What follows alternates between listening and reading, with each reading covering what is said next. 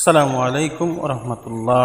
সম্মানিত প্রিয় বন্ধুগণ, আমাদের প্রধানমন্ত্রীর এখন রাজনৈতিক সহকারী হিসাবে নিয়োগ দিয়েছেন আমাদের রাশেদ ভাইকে।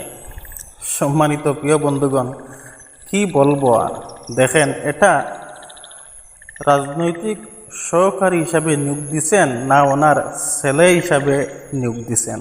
আমার তো মনে হয় ওনার ছেলে হিসাবে। দেখেন, আমাদের বাংলাদেশের জনগণের আসলে ভবিষ্যৎ শেষ। এক কথায় এই দেশ শেষ হয়ে গেছে, আর ভালো হবে না। আর কি বলবো ভাই, দেখেন, যেমন রাজা তেমনই তার সহযোগিতা হবে, এটাই বাস্তব।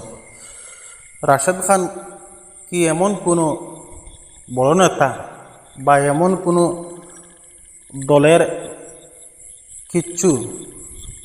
ওর তো দল আছেই বলে আমার মনে হয় না। যাই হোক, আল্লাহ আমাদের দেশ এবং এই জাতিকে যেন হেফাজত রাখে। আমিন। আসসালামু আলাইকুম ওয়া রাহমাতুল্লাহ।